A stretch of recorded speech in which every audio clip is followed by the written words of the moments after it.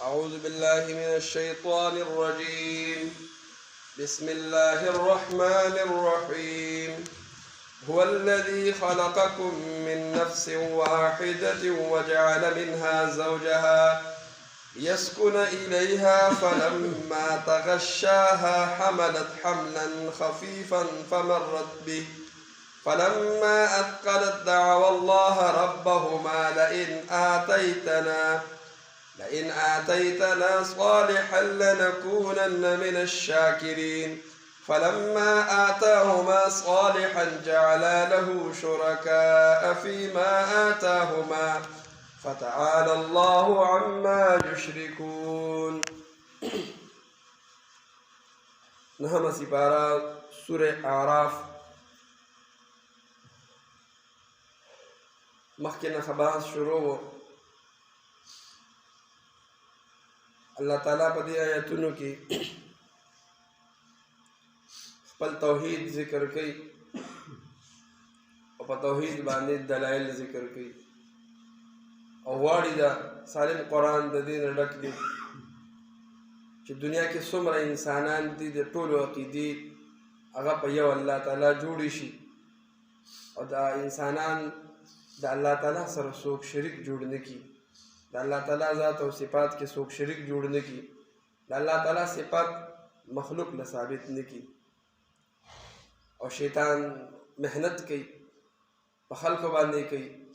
ځکه الله تعالیٰ ته ویلي وایي زه خو ځم ځمکې ته ځم او محنت به مې دا وي چې په هره لاره کې ښي طرف ته او ګس طرف ته مخکې نه او شاته نه د ستا بندګانو ته به کښېنم او ستا دا بندګان به مې لارې کوم.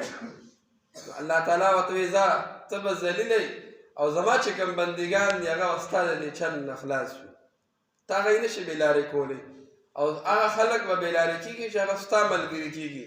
نو زه هم تا سره یو واده کوم چې لأملأن جهنم منک وممن تبعک منهم اجمعین، چې ستا نه او ستا د ملګرو نه د دې ټولو نه به زه بیا جهنم ډکوم.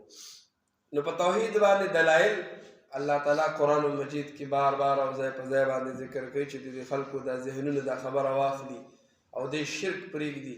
شرک یو عظیمه ګناه ده، یو عظیم جرم دی. الله تعالیٰ به هر څه معاف کوم خو شرک نه معاف کومه. نو چې دا خبره پرېږدي نو په هغې کې څه کوي؟ د هغې کې د انسان پیدایش ذکر کوي. ای انسانه ته ولې بیا الله تعالیٰ سره څوک شریک جوړوي؟ ته ولې داسې خلک د خدای عبادت ګڼي چې هغه په خپله پیدا شوی دی، هغه بنده دی یا هغه خلکو جوړ کړی دی، نو دی څنګه خدای کیدی شي؟ نو الله تعالیٰ وایي انسان خپل پیدایش ته وګوره او بیا وایي خپل پلار نیکه آدم علیه السلام د هغه پیدایش ته وګوره. هغه په الله تعالیٰ څنګه پیدا کړی دی، دا دنیا څنګه پیدا کړې ده. نو هو الذي خلقکم من نفس واحده. تاسو ټول انسانان په دنیا کې وګورو خالي ځای به پکې دومره خلک دي. الله تعالیٰ وی دا یو دلیل دی د الله تعالیٰ په توحید باندې. دا یو دلیل دی چې ګوره بل څوک نشته، یو د الله تعالیٰ ذات ته چې هغه داسې کولی شي چې دې ټولو دنیا ته وګورو څومره انسانان دي. الله وی دا مې د یو کس نه پیدا کړي دي چې هغه آدم علیه السلام. آدم علیه دنیا کې انسان نه و. الله تعالیٰ وغوښتل خاوره یې راوړله د مختلفو ځایونو نه او هغې کې چې ده د هغې نه د آدم علیه السلام ډانچه جوړه کړله او روح دا د الله تعالیٰ یو حکم دی. الله پکې روح واچو انسان یې جوړ کړو.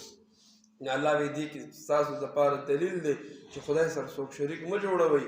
دغه آدم علیه السلام هم الله پیدا کړی دی نو او بیا د آدم علیه السلام نه ټوله دنیا آباده کړې ده د هغه د بچو نه. نو دا د الله تعالیٰ په وحدانیت باندې یو دلیل دی. بیا فرمایي وجعل منها زوجها او پیدا یې کړه د دغې آدم علیه السلام نه بیبي د ده. بعضو مفسرین ویلي دي چې نه دا د آدم علیه السلام اکثر تفاسیرو دا راغلي دي چې د آدم علیه السلام د ګسې پختۍ نه الله تعالیٰ بیبي حوا پیدا کړله. په اکثرو مفسرینو پکې دا رایه هم ده چې نه کومه خاوره پاتې شوله د هغې نه الله تعالیٰ بیبي حوا پیدا کړه. او وایي دا تشبیه ورکوي چې د زنانو مثال ګورې په شان د ګسې د پختۍ دی که یې نیغې نو بیا به څه شي؟ بیا به ماته شي، نو ګزاره به ورسره کوي. بیا په دې کې یو خبره کوي چې وجعل منها زوجها د انسان د جنس نه پیدا کړه. وایي دا هم یو نعمت دی. دا هم د نارینهو دپاره یو نعمت دی چې دا بیبي والا د ده د جنس نه پیدا کړه، که دا ښځې والا د پریانو نه پیدا کولي او یا والا د بل مخلوق نه پیدا کولي، بیا به ژوند صحیح نه و، یا به زندګي صحیح نه تېرېده. ولې یو به یو نوع وه، یو به انسان و بل به پیری و، نو یو بل سره به برابر نه راتلل. نو دا بیبي د ده د جنس نه پیدا کړه د څه دپاره؟ لیسکنو الیها، دې دپاره چې دی دې سره آرام حاصل کړي. نو د انسان کې قدرتي فطري شیز دا دی چې کله بلوغت ته ورسي نو غواړي دا چې زما د بیبي وي، زما د بچي وي، زه د هغې سره آرام حاصلولی، یا د بهر مطلب وګرځي چې یاره زه د کور ته لاړې او زه دې لږ خوشحاله شوې. نو دا د الله تعالی یو نعمت دی په انسانانو باندې. الله وایي دې نعمت ته وګوره، دا یو توحید باندې یو دلیل دی تاسو دپاره. بله خبره دې کې ذکر کوي، فلما تغشاها حملت حملا خفیفا فمرت به. د انسان د ژوند او د ښځې او د خاوند د واده مین خبره مقصد هغه الله تعالی نه بچي غوښتل دي او الله تعالی د انسان له اولاد ورکول دي. دا یو ذریعه ده. کم کس ودونه نه کوي نو دا د پیغمبر علیه السلام وایي دا زما سنت نه دي، دا زما امتي نه دي، بلکې واده زما سنت دی. پکار دا دي چې انسان بلوغت ته ورسي. مخکې مونږ ویلو چې بلوغت ته ورسي دا د پلار ذمهداري ده چې دی د خپلو بچو دپاره چې څه کوي د نکاح بندوبست کوي.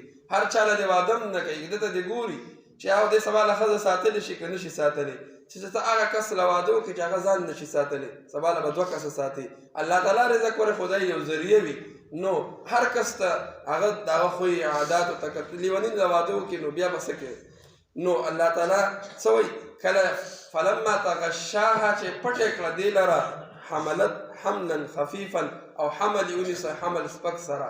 نو د دې نه مراد نزدېکت د خاوند ښځې ته دی چې آدم علیه السلام داسې وکړل نو فمرت بها. ولې حمل بعضې ټایم سپک وي، د یوې میاشتې وي، د دوه وي، د درېو وي، نو هغې کې تکلیف نه وي. خو چې فلما اثقلت دعوا الله، چې کله دا حمل دروند شي او مودې ته ورسي نو بیا تکلیف وي، نو هغه ټایم کې څه کېږي؟ الله تعالی وایي دعوا الله ربهما لئن آتیتنا. بیا دواړه الله تعالی ته متوجه شي، که هغه ښځه وي او که خاوند وي، او په صرف په دې بنیاد باندې چې مخکې به څه کېږي هېڅ پته نه لګي. د انسان نه انسان پیدا کېږي، څه پیدا کېږي؟ ړوند پیدا کېږي، شل پیدا کېږي، ګوټ پیدا کېږي، روغ پیدا کېږي. نو الله تعالی نه دعا غواړي. په دغه موقع کې صرف او صرف د الله تعالی نه دعا غواړي چې الله روغ سالم بچی راله راکړي، نیک او صالح بچی راله راکړي، معذور او ګوډ راله رانه کړي.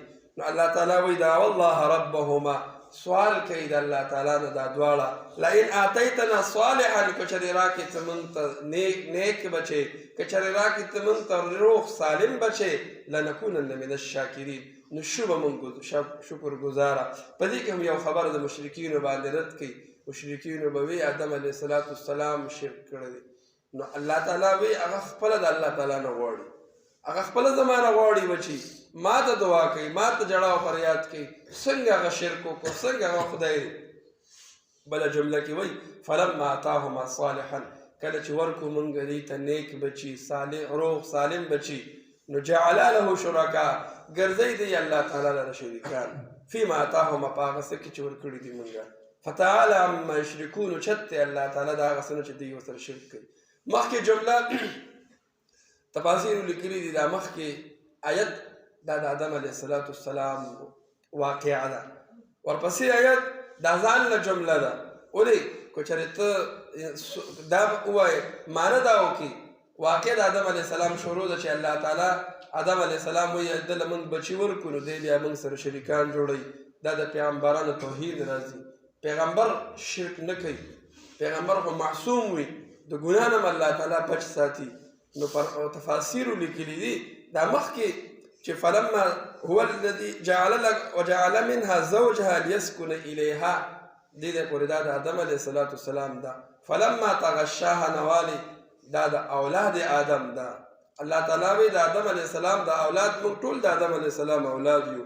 وایي د دې طریقه دا ده چې کله بچي غواړي نو زمان یې غواړي، زه یې وله ورکړمه، روغ صحیح وله ورکړمه، سالم یې وله ورکړمه. او چې کله الله تعالی وایي د دې بچي پیدا شي، وایي بیا دی دا خبره کوي چې دا موږ د پلانکي نیک سړي نظر مو منلی و د پلانکي بوت په نوم نظر مو منلی و پلانکي راله راکړو پلانکي راله راکړو که ډاکټر له نه و متلی نو دی به داسې شی و پلانکي ډاکټر یې له لاړمه نو عقیده یې د الله تعالی نه کټ شي او په مخلوق کې جوړه شي مهم خبره داره مخکې به بوتانو اوس نور خدایان دي ژوندي خدایان دي د انسانانو عقیدې په هغې باندې جوړې وي دا پلانکي بچ کړم دا پلانکي بچ کړم الله تعالی مې دا زه بچ کوم دا زه در کوم روغ سالم زه در کوم ما بچ کړلي نو عقیده ستاسو دې غلطېږي نه الله تعالی وایي فتعالی عما یشرکون چت یم زه د هغه څه نه چې تاسو ما سره شریکان جوړوئ ما سره شریکان مه جوړوئ هو الذي الله غزاد ته خلقکم من نفس واحده چې پیدا یې کړی تاسو د یو نفس نه چې هغه آدم علیه السلام دی وجعل منها زوجها او پیدا یې کړه د ده زوجها بیبي د ده لیسکن الیها د دې دپاره چې تاسو آرام حاصل کړئ د هغې سره فلما تغشاها کله چې پټه کړه دې بیبي لره مراد دې نزدېکت د خاوند د ښځې ته دی حملت حملا خفیفا او حمل یې ونیسه حمل سپک فمرت به چې ګرځېده به د دې حمل سره فلما اسقلت کله چې درنه شوله دعوا الله ربهما وی غوښتل د الله تعالی نه ای رب زمونږه دې دواړو دعا غوښتله لئن آتیتنا که چېرې راکړې ته موږ ته صالحا نیک سالم بچې روغ بچې لنکونن من الشاکرین نو شو به موږ د شکرګزارو نه فلما آتاهما کله چې ورکو موږ دې دواړو ته صالحا سالم نیک او روغ بچې جعلا له ګرځئ دی الله لرا شرکان شریکان فیما په هغه څه کې آتاهما چې ورکړو موږ دې دواړو ته فتعالی اوچت دی الله تعالی عما یشرکون دا څه نه چې تاسو شریک جوړوئ ورسره واخر دعوانا